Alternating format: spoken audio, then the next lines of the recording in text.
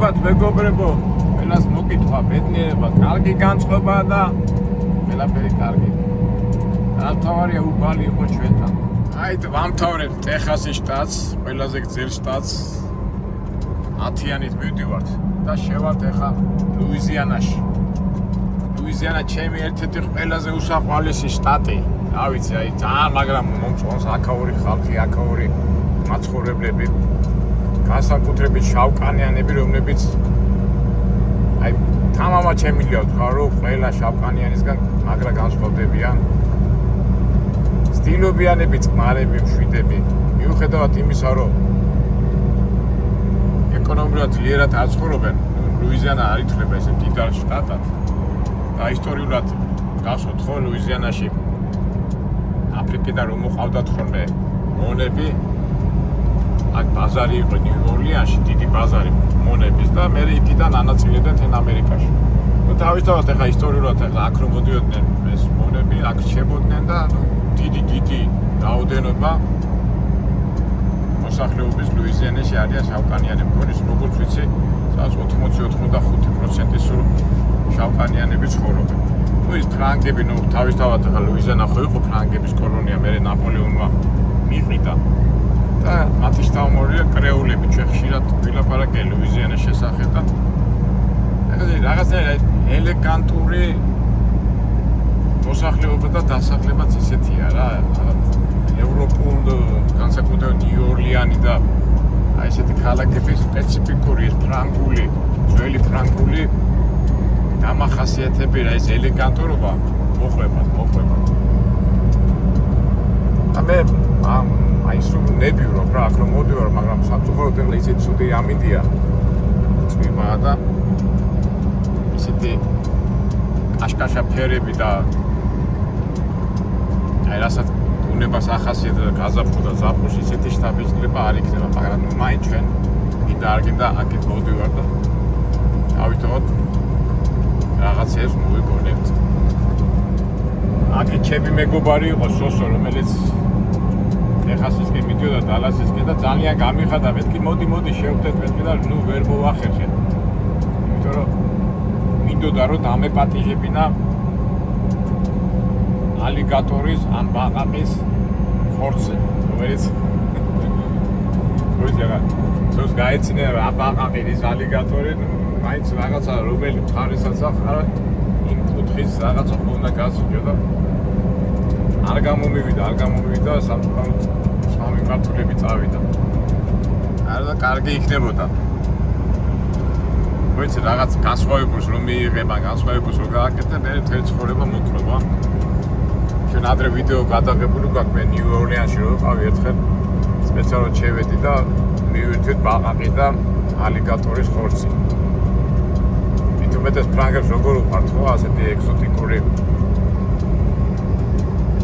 ება ბაყაყები და ფრანგებს მოყვებია და სხვადასხვა ცუდი რაღაცა არ არის. ახლა შეიძლება ზოგს გაეცინოს ან სხვილი აიძულოს რა ბაყაყის ბაყაყი და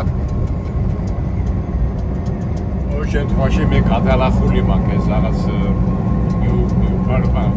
მიუღებლობა ბაყაყის ხორცის, მაგრამ დამიჯერეთ მეგობრებო, ძალიან კაი რაღაცაა, გემრიელი რაღაცაა. აი თუ მოგვეცა საშუალება, მაგრამ არ ამგონია თუ მე მასწავლე გავიდეთ. თუ მოგვეცა საშუალება, გავჩედები და ისე მივირთმევ ბაყაყს. მოგეხსენებათ ლუიზიანა ჭაობიან ადგილებშია განლაგებული და ძალიან ბევრი ჭაობები და წყლის საცავებია. ეს ფრანგებმა თავის დროზე გამოიყენეს და განავითარეს მოლუსკების, თევზის, ბაყაყების, ალიგატორების მეურნეობა. ეხლა ჩვენ გაგვიგია ხო, გაგვიგია ცხოველთა მეურნეობა, ქათმის მეურნეობა, მაგრამ აქ ჩვეულებრივია ბაყაყების მეურნეობა, მოლუსკების და ალიგატორების მეურნეობა აქ ჩვეულებრივი ამბავია. და როგორც ვიცი, მგონი მოლუსკები და თევზები და თევზის ნაწარმის 85% ლუიზიანა ამარაგებს ამერიკის ბაზარს. სამწუხაროდ ისეთი გრაფიკი გვაქვს, რომ ჩვენ ნიუ-ორლიანში ვერ გავჩერდებით, ლუიზიანაში გაჩერება არ მოგვიწევს. აქედან გამომდინარე, უბრალოდ გავიაროთ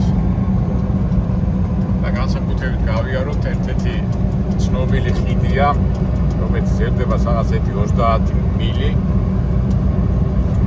ეს ხიდი გადის ჭაობებს, გასდევს. ძალიან ძელია. აი რომ მივართ. თან გადავიღო და თან ვილაპარაკოთ აყაფებზე, მოლუსკებზე და ლოკოკინებზე და ასე შემდეგ.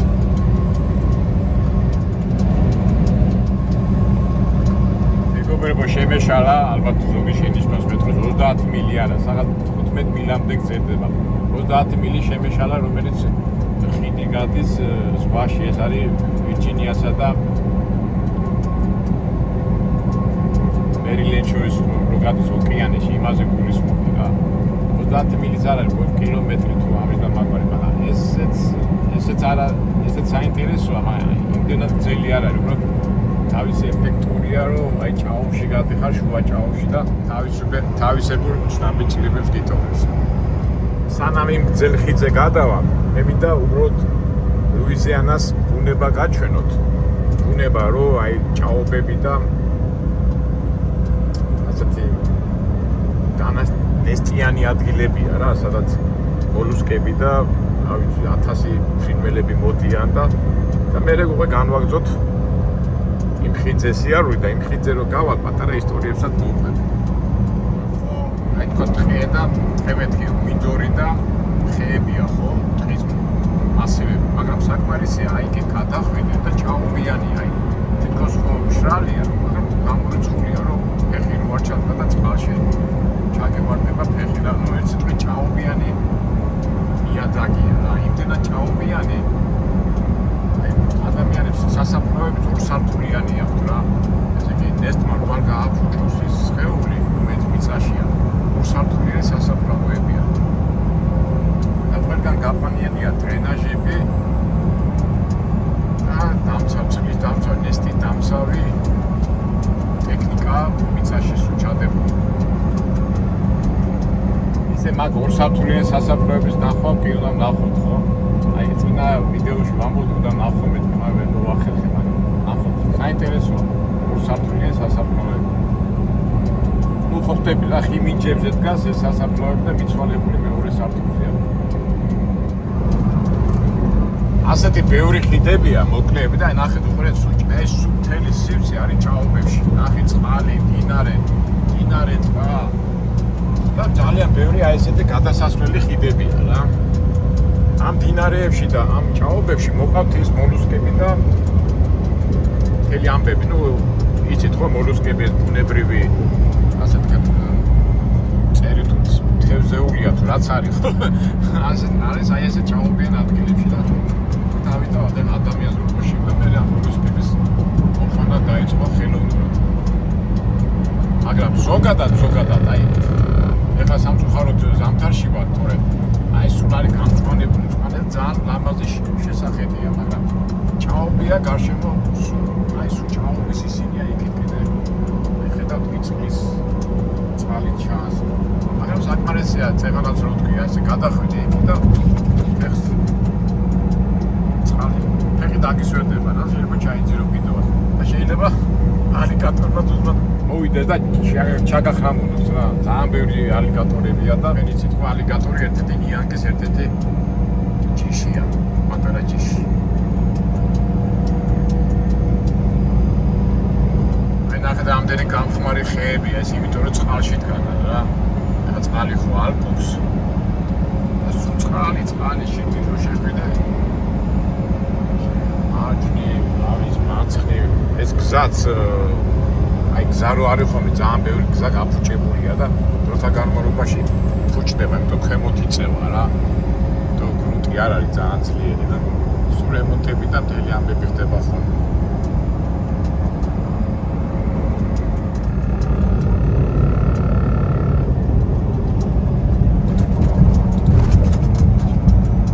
ერთ-ერთი ხიზე ავდივარ და აი ზემოდან ჩანს ლუიზიანეს სახლები და მთელი ამბები. ნუ ერთ სიტყვით მთელი ჭაობიანი სივრცეა და ამ წყლის სივრცეში ასე რომ ვთქვათ, ძალიან ბევრი კიბოჩხალები ბინადრობენ, გურიელები, ლოკოპინები, ძალიან ბევრი სახეობაა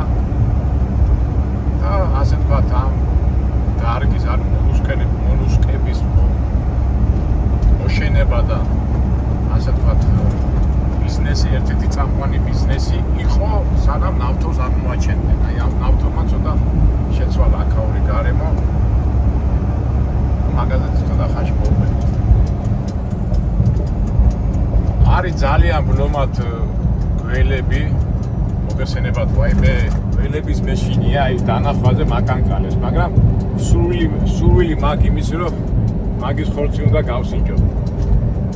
გავსინჯოთ მეგობრებო გველის ხორცი ასია თუ ისე როგორც კი ჩაგვივარდება ვარიანტი აუცილებლად მოვსინჯავთ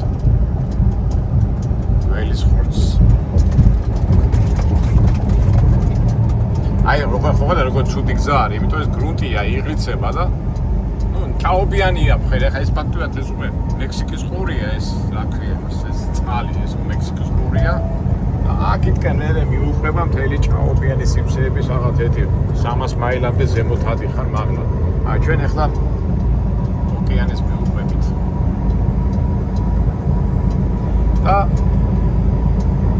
მივიდეთ იმ ჩვენ სასურველ ხიდზე ხიდი რომელიც ზედება რაღაც 15 მილამდე ეს ხიდი არის ხიმინჯებზე და ხიმინჯებით და ზემოდან გადავილით ჭაობიან სივრცეს.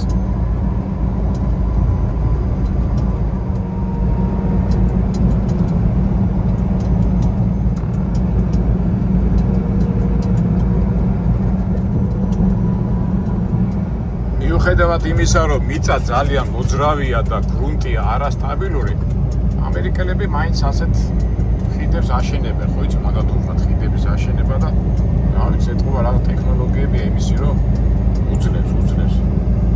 თლათ ისე არა, როგორც ტეხაში, ახლა 3 სართულიანი და 4 სართულიანი ხიდები, მაგრამ აქაც არა გამონაკლისი ამ ხიდებს.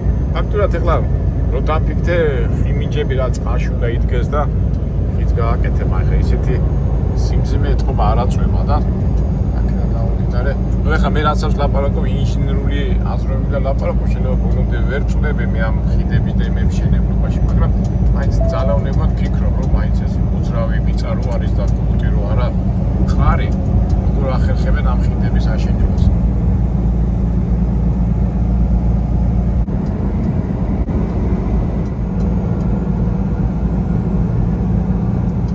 ნახეთ მეგობრებო სულ მთელი აი წყალში როგორც ბრინჯი რომ მოხат ეს მოლუსკების ტბებია ეს უკვე მეურნეობებია და აი მთელი სიმსეებია ჩანს აი მოხат მოლუსკები კიბორჩხალები და ის ზღვის ნაწარმი რომელიც უკვე ბიზნესად არის გადაქცეული სამწუხაროდ ეხლა როგორც ვიცი ისე აღარ ვითარდება იმიტომ რომ ეკოლოგიური პრობლემებიდან გამომდინარე მაგრამ მაინც თან ახლა სეზონიც არა და აი ზაფხულში რომ მოდიხარ ხოლმე სულ ხედავ ხოლმე რომ აი ეს როგორ მუშაობენ და ნავები და ემები დადიან აი ასეთ ადგილებში. ნუ ამას მე გზაში მოვიყვებით ახლა ხიდზე რომ გადავართ.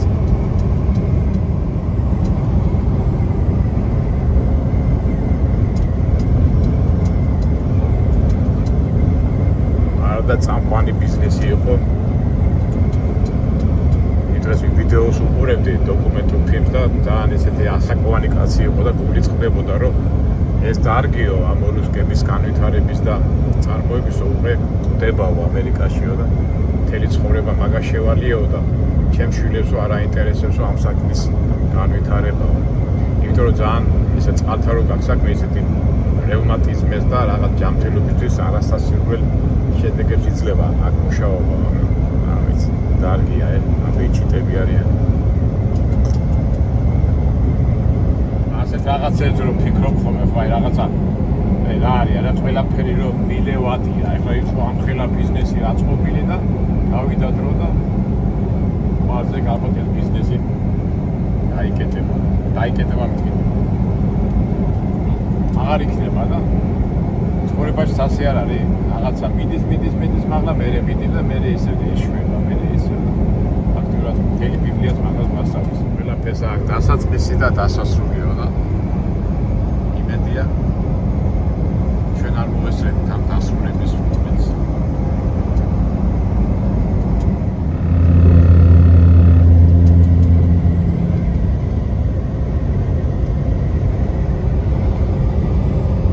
გამოსა ეს სპეციალური ნავებია გადახურული. ნახა, მუშაობენ ეგ, ორი ნავი დგას. სპეციალური ნავია ზემოდან გადახურულია. ეხლა მუშაობენ, მაგრამ იმ რაოდენობის არ არის, რაც ზაფხულშია ხოლმე. მაგას ოცხო თავისი ციკლი აქვს იმ მოლუსკების განვითარება, გამრავლებას და ასე შემდეგ. მაგრამ ფაქტია, რომ მაღლა არ მიდის, უფრო ბიზნესი მაღლა არ მიდის, უფრო ქვემოთ მიდის. ეშვება რა, დარგი ბრდება.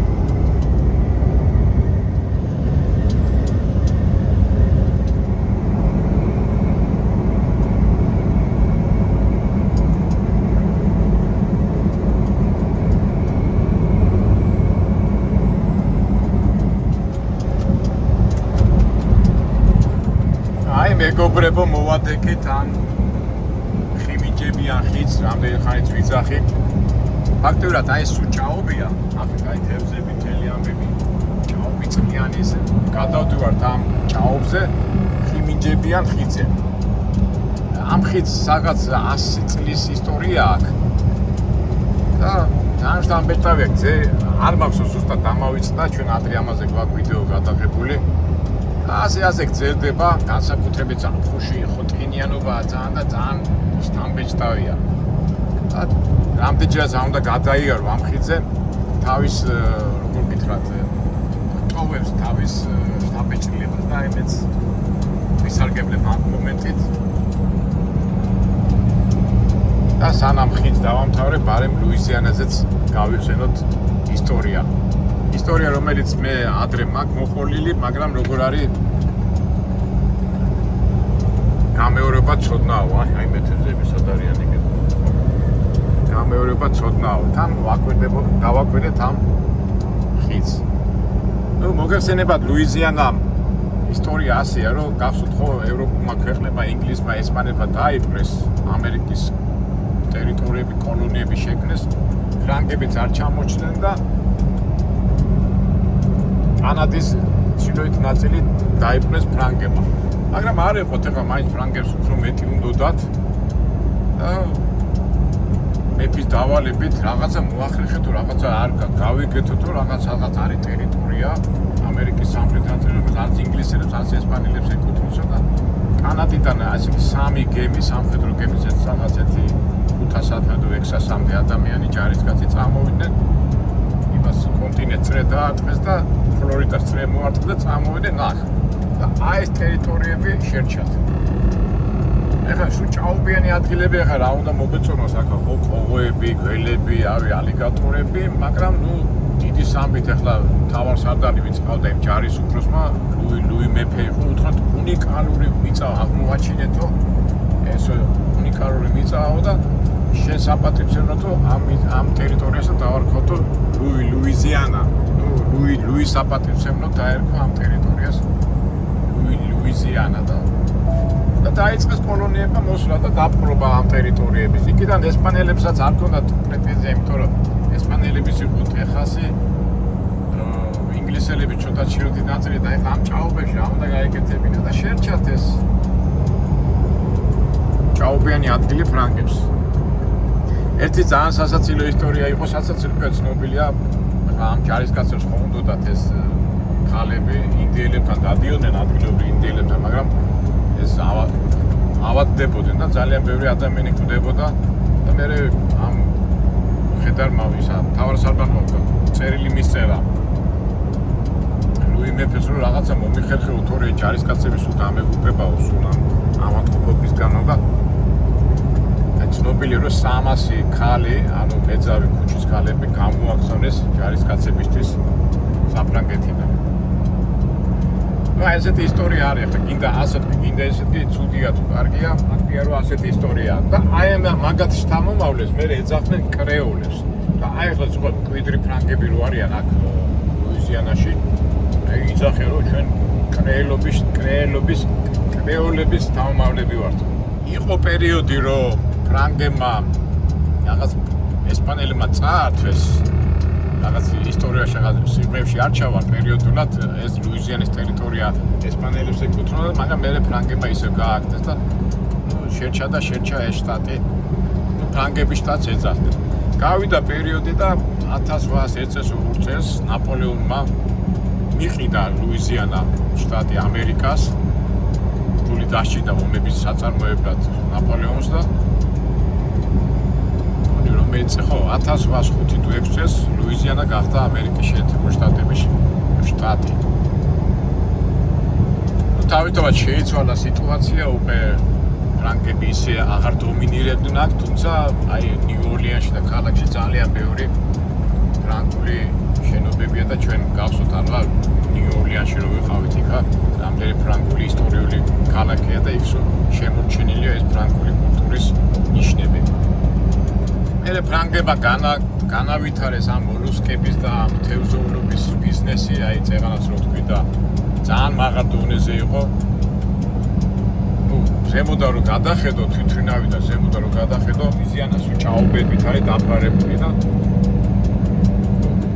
განავითარეს ეს ბიზნესი ძალიან მაგარი ბიზნესი იყო თევზისა და მოლუსკების კიბოჩხალების, თევზების, მოლუსკების და რავი გველების და ალიგატორების ბიზნესი ძალიან მაღალ დონეზე იყო, მაგრამ მოხდა ისეთი რაღაცა მე-20 საუკუნეში რო აღმოაჩინეს ლუიზიანაში ავტობის ამოღება დაიწყეს უკონტროლოდ და ვინაიდან აქ ჭაობიანი ადგილები იყო, ნავთობს რა ამოიღებდნენ ხოლმე. მერე მაგას ხო თავის ტექნოლოგია აქვს და ის მილი რომელიც ჩებოდა მიწაში იქიდან წყალი ჩადიოდა და ამოდიოდა და ნუ ერთ სიტყვით ზოგადად მთელი ლუიზიანა ეკოლოგიური კატასტროფის წინაშე დადგა. ეს უკვე მოლუსკები და ეს რაც მეურნეობა მიყავდათ ფრანგებს ძალიან უხარისხო იყო, ხალხი იწამნებოდა და რაც თავარია უკვე ავადმყოფობებში და პრობლემებში გამოისახა ეს ეკოლოგიური პრობლემა. ამერიკის მთავრობამ შეეცადა რამენაერად გაეჩერებინათ ეს მენავთობების წარმოება, მაგრამ ხო იცით ახლა ფული ისეთი რაღაცაა, ვითომ რაღაცას აკონტროლებით, მაგრამ ვერა და სამწუხაროდ ლუიზიანა ერთ-ერთ ყველაზე ღარიბ შტატად ითვლება. ეს დაავადებების გამო ბევრი ადგილობრივები ტოვებენ ამ ტერიტორიებს და მიდიან ამერიკაში და დავით კიდე ზოგჯერ წაკითხული მაგათ ცდილობენ რაღაცა გამოასწორონ, მაგრამ არაფერი არ გამოსდით.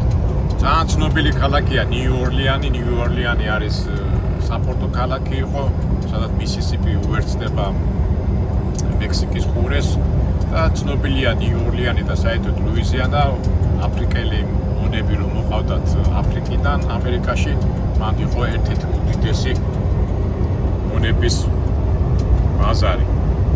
და წარმოიდგინეთ 1880 წლამდე შოვდა ეს ბაზარი, ხა მონობა ხო გაუგდა 1861 წელს, ხო? 80 წლამდე მაინც იყო მონების ბაზრობა. ძალიან ბევრი შავკანიანი ცხოვრობს, ხსენებათ ეს მონობა რო განთავისუფლდა, მონები რო განთავისუფლდა, ბევრი ზანგები წავიდნენ იქითკენ, ხო, ჩრდილოეთ ამერიკაში და იქ სახლდებოდნენ, მაგრამ აქ ვინაიდან კლიმატი თბილი და უფრო რბილია, მაინც აქ არჩევდნენ დარჩენას.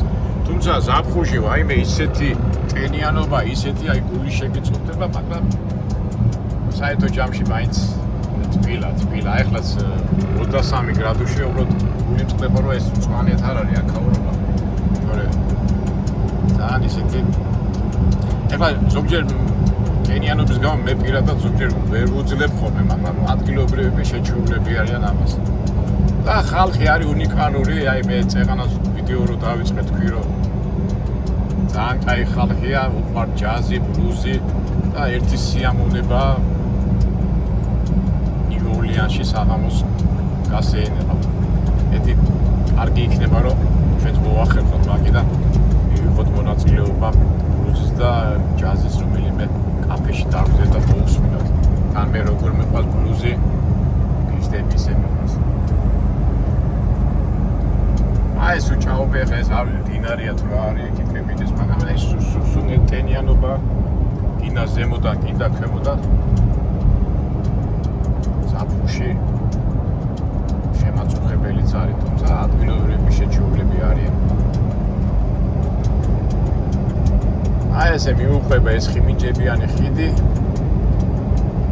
ხო, კოვოები ძალიან ბლომად არის, მაგრამ აი მინესოტაზე მეტი არ არის, რაღაც უცნაურია, ხო? მინესოტაში ჩილოეთში იმდენი კოვოებია, აქაც არის კოვოები, მაგრამ რაოდენობით მინესოტის კოვოებს ვერ ჯობიან რა.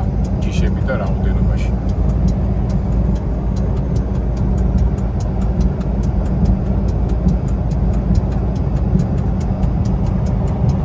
აი როგორ ადგას ეს ხიმინჯებზე ეს ტენიანობა და ნუ თავისი ჯერ მარტო აი მშენებლები რო აშენებენ ამას ხო ამ ჭაობში და იმეებში მალარია და რა უბედურება და რაც მე წეღანას ვთქვი ალიგატორები და გველები და რა უბედურებები ინადრობენ ახლა და კარგი ტაქსია როი მაგრამ ხო იცი ადამიანი ყველაფერს ეჩვევა ყველაფერს უკრავდება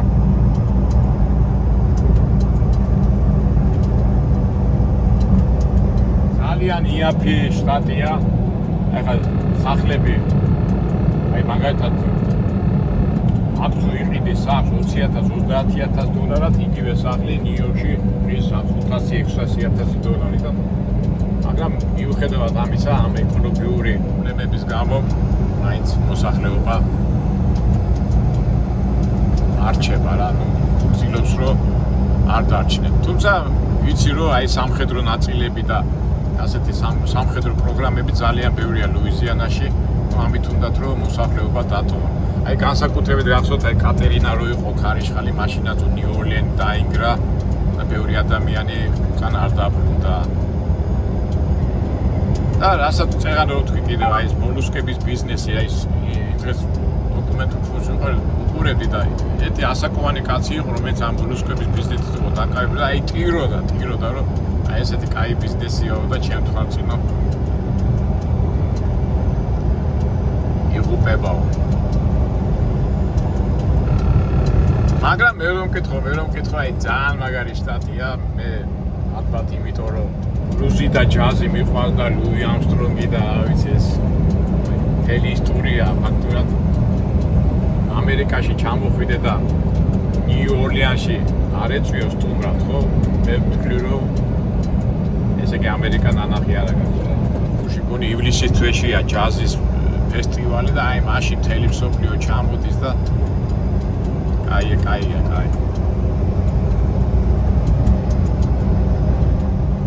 ასეთი ხიდია ხიმინჯებიანის ადრე გვაქვს ჩვენ გადაღებული ვირჯინიიდან რო გადადიხარ ნიუ მერილენდში ის ფონის რაღაც 1-28 კილომეტრია აი ის სხვა არის ახლა სხვაში მიდიხარ და იქიდან კემებს ხედავ და სივცეს და აქ უკვე ჭაობებში მიდიხარ და მიდიხარ ჭაობებში განსაკუთრებით ზაფხულში ესო სინესტისგან აი ეს წვეთები ჩამოდის ხოლმე რა რომ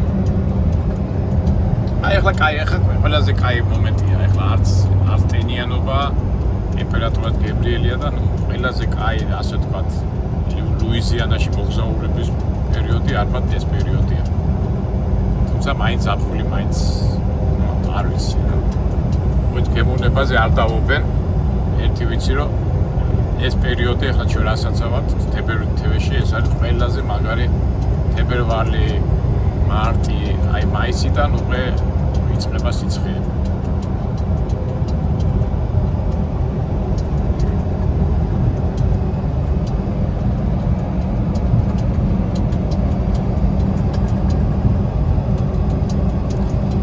კარგით აბა მეგობრებო აი ჩემებურად მოკლედ ლაკონურად იმითავე ვაკე ხა ლაკონურად მაგრამ მოკლედ აი ესე გაჩვენეთ ლუიზიანას მიდამოები პატარა ისტორიას მოგიყევით და რა ვიცი გადახედეთ რუკა ჩვენებურად ჩვენ ეს ჩვევაში გაგჭდა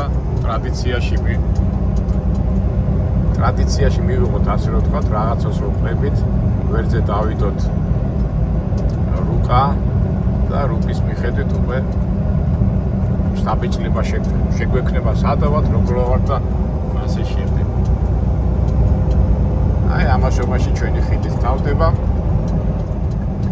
გადავდივარ ცოტა უფრო ნოყები ასე თქვა მშრალი ადგილზე და მე დაგემშვიდობებით მე ერთი თხოვნა მაქვს ზოგჯერ ხშირად ამ რა თქმა უნდა ზოგჯერ გრამატიკულ შეცდომებს უშვებ ზოგჯერ მოუმზადებლად რაღაცებს ლაპარაკობ